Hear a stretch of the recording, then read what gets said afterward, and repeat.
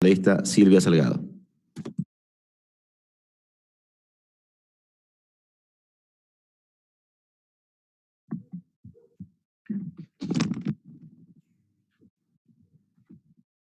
Gracias, presidente.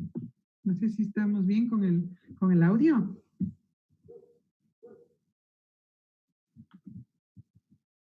Presidente.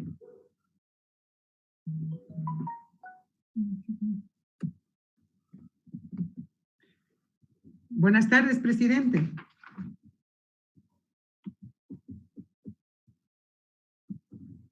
Le escuchamos, asambleísta.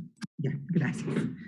Buenas tardes. Gracias, presidente. Quería hacer algunos aportes a esta importante reforma de la Ley Orgánica de Movilidad Humana, reconociendo la necesidad de que esta ley tenga la acuosidad por parte de la Asamblea Nacional para garantizar los derechos establecidos en la Constitución y en los instrumentos internacionales. Yo creo que las reformas de una ley siempre deben tender a mejorar las condiciones de vida y a garantizar la progresividad en derechos. Todo lo que sea regresión de derechos realmente sería de lamentar, porque por más que invoquemos a nuestros hermanos migrantes o a las personas extranjeras o a quienes viven en nuestro país o por las diferentes circunstancias están en condición de migración, o sea, son seres humanos que están o deben estar garantizadas independientemente de su origen o de su situación que les llevó a tal condición. Permítame debería en esta tarde ser iniciar ante todo valorado como ser humano. a nuestros Por asambleístas eso, presidente, me permito hacer algunas observaciones que lo haré por escrito. Son 10 observaciones, pero para efectos del tiempo lo haré simplemente en 5. La primera respecto a la inclusión de la Defensoría del Pueblo en el ámbito de aplicación de la ley. La Constitución de la República, presidente, en el artículo 215, establece que la Defensoría del Pueblo tendrá como funciones la protección y tutela de derechos de los habitantes del Ecuador y la defensa de los derechos de los ecuatorianos que estén fuera del país. Esto me parece un avance importante que a partir del 2008 se desarrolló una política pública que permitió inclusive que en algunos países se instalen oficinas de la Defensoría del Pueblo y se pueda inclusive asistir con un servicio de garantías institucionales y también de promoción y defensa de los derechos humanos. Por eso me parece importante que en el artículo referente al ámbito de aplicación de la ley se mantenga la inclusión de la Defensoría del Pueblo como una posibilidad que lo establece tanto para las misiones diplomáticas y consulares, la asistencia a los hermanos migrantes, también la Defensoría del Pueblo pueda en el exterior tener este alcance y tener una jurisdicción capaz de que pueda hacer vigilancia básicamente de la aplicación de los instrumentos internacionales. Nuestros hermanos ecuatorianos en otros países también tienen derechos y esos derechos generalmente están consagrados en esos instrumentos internacionales. Y es menester que la propia Defensoría, en casos y en donde existan las condiciones, mantenga institucionalmente la posibilidad de garantizar esa tutela de derechos. Por lo tanto, propongo que en el artículo 1, a más de las misiones diplomáticas y consulares, también se incluya las oficinas de la Defensoría del Pueblo en el exterior, en los términos y en los alcances que sea aplicable a la jurisdicción ecuatoriana, obviamente. El segundo elemento que me parece importante traer a colación es que en la norma existe una serie de definiciones y que es importante precisar algunos conceptos para que la norma cumpla con este objetivo de ser más beneficioso. En la ley actual, en el artículo 3, estas definiciones específicas y especializadas en materia de migraciones internacionales y referente a los sujetos de derechos vinculados a la movilidad humana, especialmente debe tomar en cuenta algunos estándares y algunos conceptos que desarrolla el Sistema Internacional de Migraciones a través de sus organismos, por ejemplo, la OIM, ACNUR, la Comisión Interamericana de Derechos Humanos. Me quiero referir básicamente a la definición de condición migratoria. Esta en la ley actual sí tiene un contenido discriminatorio que hay que corregir. Las personas, o sea, tienen condición migratoria, sea en condición regular o irregular. Y la ley actualmente hace referencia a la condición migratoria exclusivamente al estatus de regular. Por esto y por esta falta de precisión, fuimos observados inclusive por el Comité de Trabajadores Migratorios de las Naciones Unidas en el informe de octubre del 2017. Miren ustedes, o sea, ¿qué pasaría con aquellos migrantes que no tengan un estatus regular? Pero sin embargo, son migrantes y están en el país. Por lo tanto, la condición migratoria es referente a las personas que están en condición regular, pero también a las que están en condición irregular, porque de lo contrario sería invisibilizar personas, seres humanos que lejos de estar en condición regular, siguen siendo personas que están viviendo en territorios y que podrían ser regularizadas. Por lo tanto, también en este artículo proponer una redefinición de lo que es la condición migratoria, simplemente asegurando que el estatus jurídico de una persona migrante pueda ser regular o irregular para poder definir la condición migratoria. El tercero que quería proponer es la definición de qué son personas extranjeras en el Ecuador. La Ley Orgánica de Movilidad Humana en el artículo 42 establece que son extranjeras las personas que se encuentran en el territorio en condición migratoria de visitantes temporales o residentes. Sin embargo, vuelvo a insistir, hay miles de personas extranjeras que se encuentran en condición migratoria regular y no por eso, ¿no es cierto?, pierden su condición de personas por una parte y también de extranjeros por otro. Entonces, las personas extranjeras en el Ecuador, conforme este artículo 42, deberían ser consideradas aquellas que no son nacionales del Estado ecuatoriano, pero que sí se encuentran en el territorio del Ecuador. Entonces, no podemos desaparecerles a las personas extranjeras solamente porque no están en condición migratoria regular.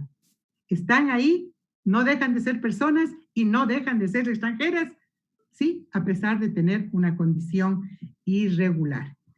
El otro aspecto que me parece importante también señalarlo para que cumplan estos objetivos de progresividad de derechos es referente a la regresividad que es visible en esta norma y no corrige la propia reforma, y es respecto a la materia de naturalización.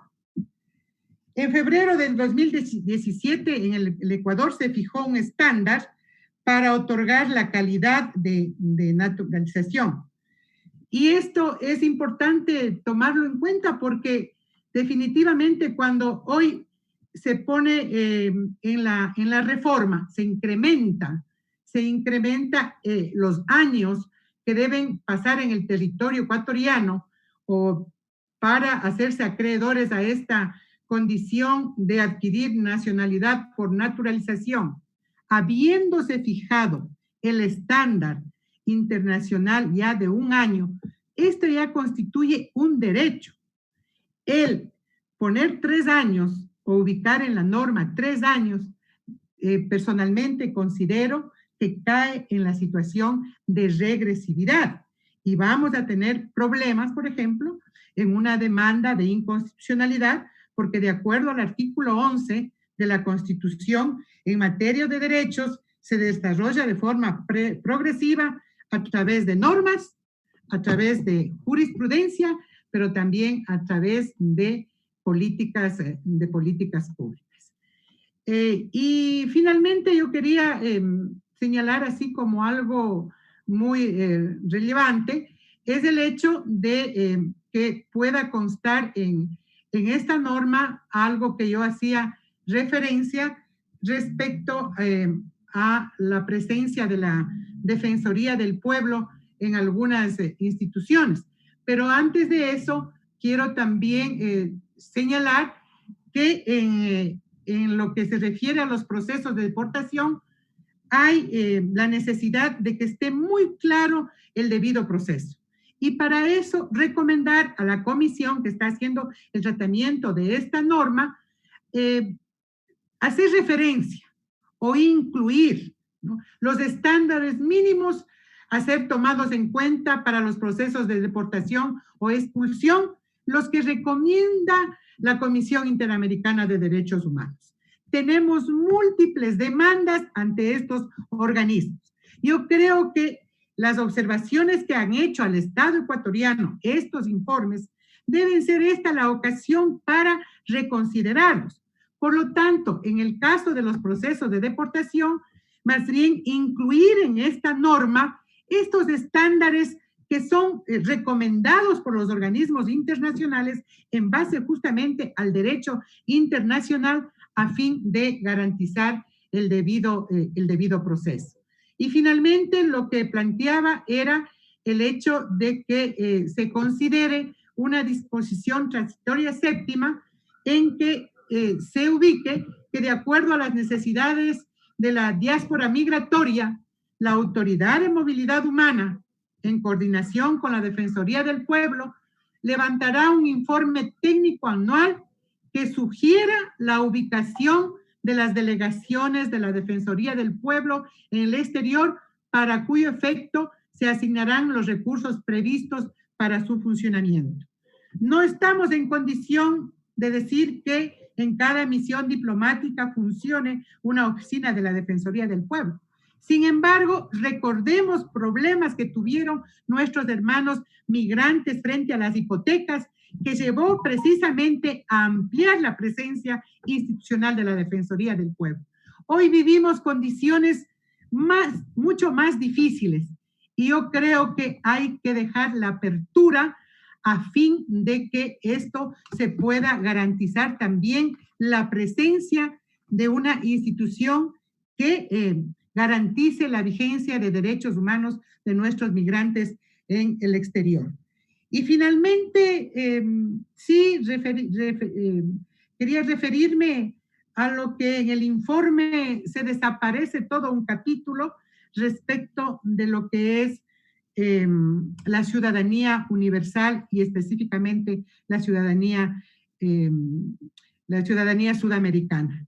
Yo quiero entender de que ninguna ley puede estar respondiendo a las coyunturas políticas.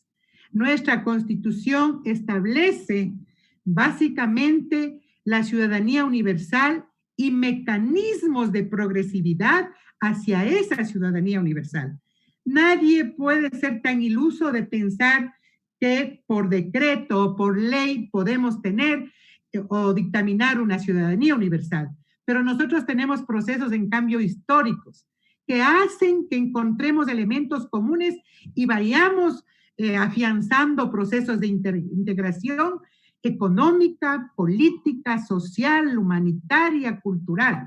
Por eso yo creo que es un error eliminarlo argumentado y fundamentado en que la UNASUR desapareció. Yo creo que puede desaparecer las instituciones, pero lo que no puede desaparecer es precisamente esa vocación, ¿no?, de región, de lazos históricos que nos unen y que por lo tanto en estas políticas migratorias también deben quedar expresadas a fin de que se vaya construyendo de manera progresiva este horizonte tan fundamental que ahora más que nunca en esta pandemia se evidencia la necesidad de cooperación, de unidad para enfrentar problemas globales y planetarios. Por eso estoy en desacuerdo en la eliminación, pero ante todo en la fundamentación de lo que es la ciudadanía sudamericana. Recordemos que hoy está vigente la ciudadanía andina, por ejemplo, ¿no? Eso es un proceso claro. Así desaparezca la comunidad andina, mire la razón por lo que llevó a tener estas condiciones, por ejemplo, de la comunidad andina. Y eso es precisamente el mismo espíritu, el mismo enfoque que debería tener la ciudadanía sudamericana. Integración económica, política, social, cultural. Eso es precisamente el horizonte que jamás debemos perder, peor aún por situaciones políticas, ideológicas o coyunturales. Muchísimas gracias, presidente.